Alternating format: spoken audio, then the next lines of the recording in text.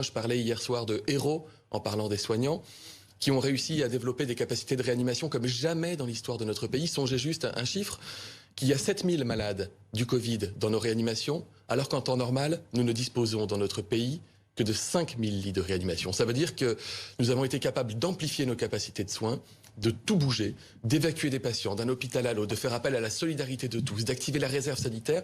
Ces exploits du quotidien ont permis à ce stade, je le dis Jean-Jacques Bourdin, à nos hôpitaux, à nos réanimations de tenir. Nous n'avons pas connu une situation de débordement des réanimations, par contre au prix d'efforts considérables sur le plan humain et matériel. Olivier Véran, votre objectif c'est de porter dans un effort ultime la capacité en lit de réanimation à 14 000 dans le pays. Quand ?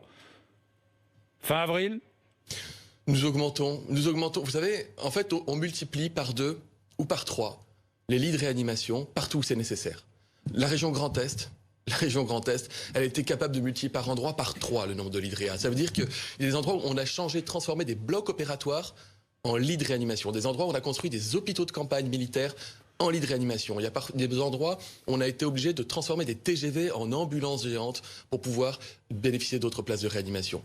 Nous augmentons partout où c'est possible, partout où c'est nécessaire le nombre de lits. Nous achetons des respirateurs. Le président de la République l'a annoncé il y a une dizaine de jours, avoir commandé 10 000 respirateurs supplémentaires. Quand vont-ils arriver ? Pour tenir à nouveau la France prête.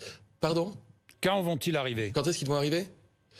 Eh bien, ils arrivent progressivement au fil de l'eau, avec une commande massive de plus de 500 respirateurs qui arrivent là au fil de l'eau assez régulièrement, et ensuite, sur les prochains mois, jusqu'à 10 000 respirateurs supplémentaires, produits notamment par des grands fabricants français comme Air Liquide, et d'autres entreprises qui ont accepté de transformer leur chaîne de fabrication, de production, pour se mettre à fabriquer des respirateurs. Donc, cette augmentation du nombre de lits de réanimation, elle est constante, et elle a permis, je le dis à nouveau, parce que c'est important, à nos réanimations de tenir.